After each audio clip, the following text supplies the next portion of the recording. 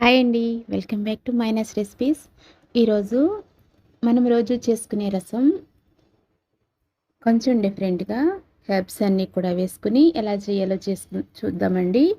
ఇవన్నీ కూడా మన ఇంట్లోనే దొరుకుతాయి. దగ్గు, జలుబు, గొంతు నొప్పి తగ్గడంతో పాటు బరువు కూడా తగ్గుతామండి. రసం ఇలా చేసుకుని తాగితే ఇన్ని మంచి ప్రయోజనాలున్న ఈ రసాన్ని ఎలా చేయాలో చూద్దామండి. దీనికోసం ముందుగా ఇలా ఒక మిక్సీ జార్ తీసుకోవాలి. ఇందులో కొద్దిగా జీలకర్ర, అలాగే కొంచెం ధనియాలు వేసుకోవాలండి. వీటితో పాటు ఒక అర టీ స్పూన్ వరకు మిరియాలు వేసుకోవాలి. అలాగే కొంచెం సోంపు కూడా వేసుకోవాలండి.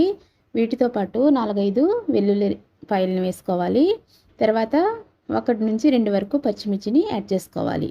దీంతో పాటు మనం కొంచెం కరివేపాకు కూడా వేసుకుందామండి. ఇవన్నీ కూడా న్యాచురల్ హెర్బ్సే మనకి. చాలా టేస్టీగా ఉంటుంది. చాలా హెల్తీ రెసిపీ అండి. ఇలా పౌడర్ లాగా చేసుకుని ఇది పక్కన పెట్టేసుకుందాము. తర్వాత ఒక బౌల్ తీసుకుని ఒక చిన్న నిమ్మకాయ సైజ్ అంతా చింతపండు తీసుకుని దీనిని ఒక 5 నిమిషాలు వాటర్ వేసి నానబెడదాము.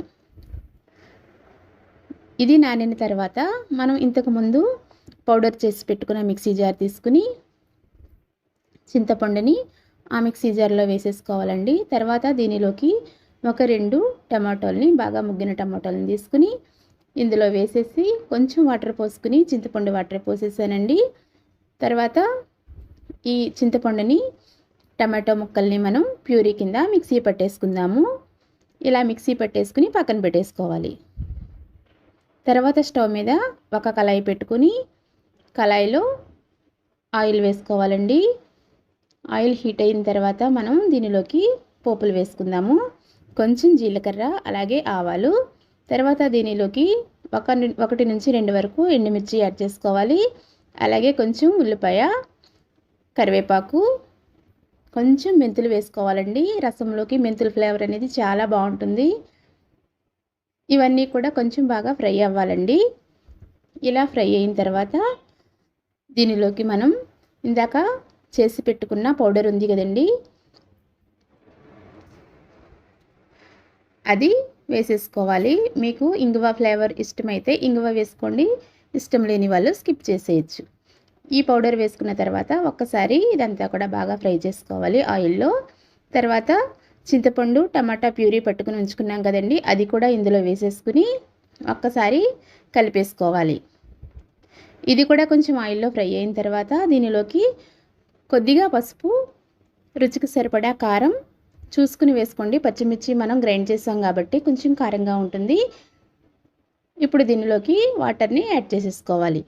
నేను 3 గ్లాసుల వరకు వాటర్ యాడ్ చేశానండి. తర్వాత రుచికి సరిపడా సాల్ట్ కూడా వేసేసుకుని మూత పెట్టి దీనిని బాగా మరిగించుకోవాలండి. ఇది మరుగుతున్నప్పుడు కొంచెం కొత్తిమీర ఉంటే కొత్తిమీర యాడ్ చేసుకోండి. ఈ రసం చాలా బాగుంటుందండి. మనం రైస్లోకే కాకుండా ఈవినింగ్ టైంలో గ్లాస్లో పోసుకుని తాగడానికి కూడా చాలా బాగుంటుంది. సూప్ లాగా చాలా హెల్తీ అండి. మనం అన్నీ న్యాచురల్ హెర్బ్స్ యూజ్ చేస్తాం కాబట్టి చాలా మంచి రెసిపీ. చూడండి, ఈ విధంగా బాగా మరిగించుకున్న తర్వాత మనం దించేసుకుంటే చాలా టేస్టీగా మనకి రసం అనేది రెడీ అయిపోతుందండి. ఈ రెసిపీ మీకు నచ్చితే ప్లీజ్ తప్పకుండా లైక్ చేయండి, షేర్ చేయండి.